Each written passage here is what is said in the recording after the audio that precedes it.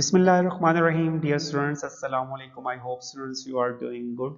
Chapter number 7 correlation को discuss कर रहे थे. टुडे लेक्चर नंबर 3 और स्टूडेंट्स आज के इस लेक्चर में मैं डिस्कस करूंगा variance covariance linear correlation coefficient formula number 1 को.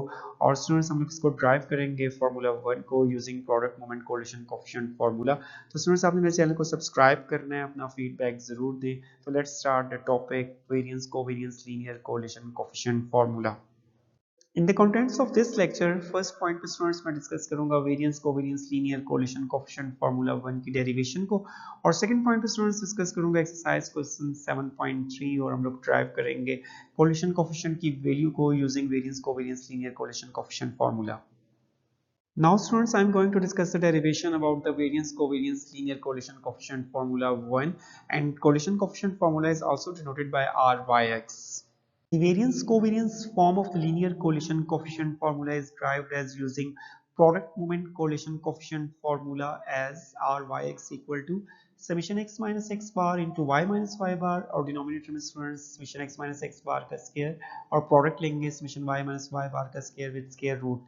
और then students in next step I have to divide the denominator and numerator by n से डिवाइड कर दें न्यूमरेटर से न्यूमरेटर टर्म को भी और डिनोमिनेटर टर्म्स को भी. तो यहाँ पे हमने नेक्स्ट स्टेप पे मैंने इसको डिवाइड कर दिया summation x minus x bar into y minus y बार को n से डिवाइड कर दें और डिनोमिनेटर में आपने इसको स्क्वायर रूट के अंदर जो है वो n स्क्वायर से डिवाइड होगा. तो एक n जो है वो आपके पास समेशन x माइनस एक्स बार के स्क्वायर के डिनोमिनेटर में आ जाएगा एक n, और सेकंड n जो है वो आपके पास summation x y minus y bar का स्क्वायर ओवर n आ जाएगा. ये दो टर्म्स आपके पास यहाँ पे कंप्लीट हो जाएंगी. तो फर्स्ट टर्म जो है ऊपर डिनोमिनेटर न्यूमरेटर में जो टर्म आपको नजर आ रही है this is the covariance of x y, इसको राइट कर सकते हैं. और स्क्वायर रूट के अंदर जो आपके पास फॉर्मूला बन रहा है that is the variance of x values का वेरिएंस होगा. और सेकंड टर्म जो साथ आपके पास प्रोडक्ट टर्म है summation y minus y bar का square in divided by n that is the variance of y. और ये आपके पास दोनों वेरिएंसेस होंगे x का वेरिएंस एंड y का वेरिएंस.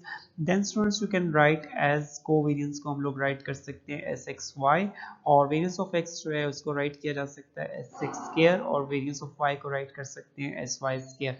दोनों टर्म्स जो है वो आपके पास जो है डिनोमिनेटर में स्क्वायर रूट के अंदर हैं, तो आपके स्क्वायर जो है वो इससे कैंसिल हो जाएगा और आपके पास सिंपल फॉर्म जो है वो आपके पास आ जाएगी sx that is the standard deviation of x values and sy that is the standard deviation of the y values. और आपके पास न्यूमरेटर में जो है वो कोवेरिएंस होगा दैट इज द फार्मूला 1. और ये आपके पास वेरिएंस कोवेरिएंस टर्म्स का फार्मूला है, इसकी रेशियो है कोवेरिएंस डिवाइडेड बाय नीचे आपके पास दोनों स्टैंडर्ड डेविएशंस हैं x का और y का स्टैंडर्ड डेविएशंस होगा. तो ये आपके पास जो है फर्स्ट फार्मूला हमने ड्राइव कर लिया है using product moment correlation coefficient formula को यूज करते हुए हमने ड्राइव किया है formula 1 for calculating the correlation coefficient value.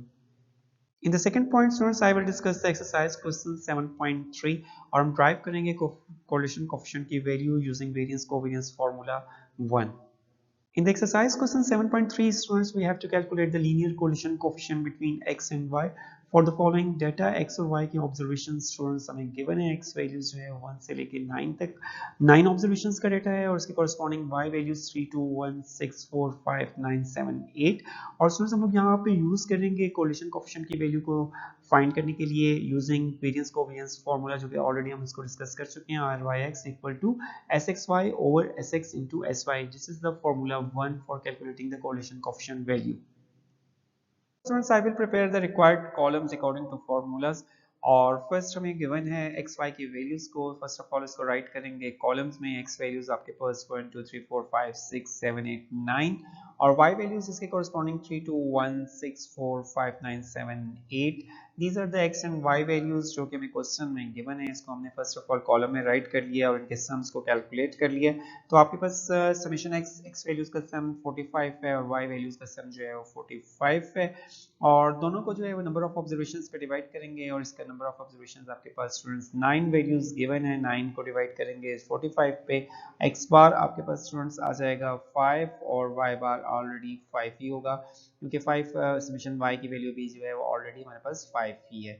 तो देन फिर हम लोग जो है वो सबसे पहले कैलकुलेट करेंगे अपने कॉलम्स को, x माइनस एक्स बार डेविएशन लेंगे x वैल्यूज़ की मीन से, और ये आपके पास जो है x माइनस एक्स बार के कॉलम को प्रिपेयर करेंगे और इसमें अपनी x की हर वैल्यू को मीन से डेविएट करना है। और मीन हमने कैलकुलेट किया है x वैल्यूज़ का 5, 1 माइनस 5, 1 आपकी फर्स्ट वैल्यू है x की, 1 minus 5 answer is minus 4, 2 minus 5 answer is minus 3, और 3 minus 5 answer is minus 2, और सिमिलरली आपके पास यहाँ पे x की वैल्यू जो है 4 minus 5 answer minus 1, 5 minus 5 0, 6 minus 5 1, 7 minus 5 2, 8 minus 5 3 and 9 minus 5 4। और देन इसका आप सम अगर कर लें तो ये आपके पास जो एक प्रॉपर्टी है जो कि आपके पास summation x minus x bar mean की प्रॉपर्टी है which is always equal to 0। Similarly आपने जो है y की डेविएशन लेनी है y बार से, और y बार आपके पास अगेन जो है वो 5 ही है, y वैल्यूज का मीन जो है 5 है।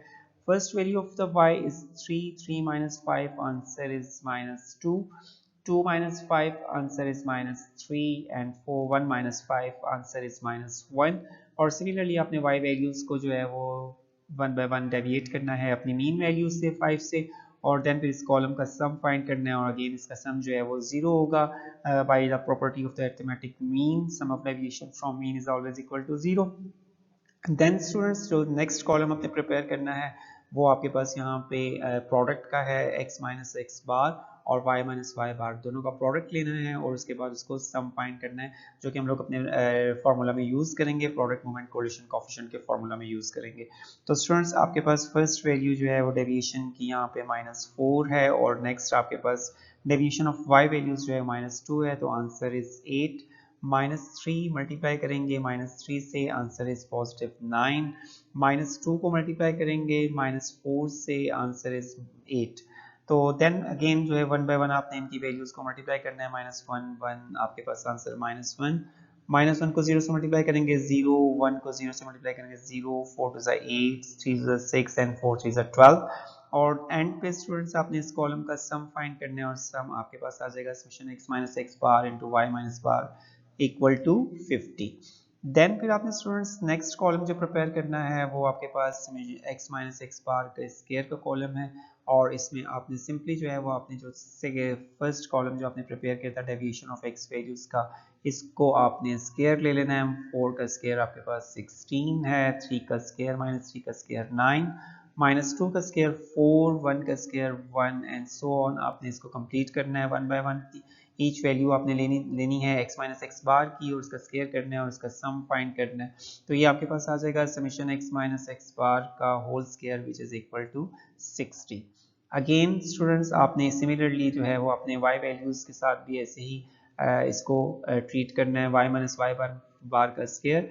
तो आपके पास जो फोर्थ कॉलम यहाँ पे आपको डिस्प्ले हो रहा है y माइनस वाई बार, इसको आपने स्क्वायर करना है और इसका सम करना है। तो आपके पास फर्स्ट वैल्यू यहाँ पे -2 है, -2 का स्क्वायर 4, -3 का स्क्वायर 9, -4 का स्क्वायर 16, 1 का स्क्वायर 1, -1 का स्क्वायर 1 0 0, 4 का स्क्वायर 16, 2 का स्क्वायर 4 एंड 3 का स्क्वायर 9, और देन फिर इसका सम आप कैलकुलेट कर लेंगे और सम आपके पास यहाँ पे आ जाएगा 60। This is the summation y minus y bar का स्क्वायर। तो इन दिस वे स्टूडेंट्स आप लोग कैलकुलेट कर सकते हैं अपने तमाम सम ऑफ स्क्वायर्स और उनके प्रोडक्ट्स को।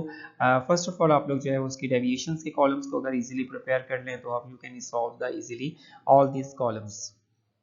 For calculating the value of the correlation coefficient Rxy, first we have to find the covariance of xy और sxy, और राइट साइड पे मैंने रिजल्ट्स को जो है वो अगेन राइट कर दिया, equal to 9, summation x minus x bar into y minus y bar equal to 50, summation x minus x bar का square equal to 60 and summation y minus y bar equal y bar का square जो है is also 60। तो students हम लोग use करेंगे covariance का formula sxy summation x minus x bar into y minus y bar over n, और आपने पुट कर देना है सम दोनों के प्रोडक्ट का सम जो है वो 50 है, और total number of observation students हमारे पास 9 है। 50 divided by 9 answer is 5.56, that is the value of the covariance sxy।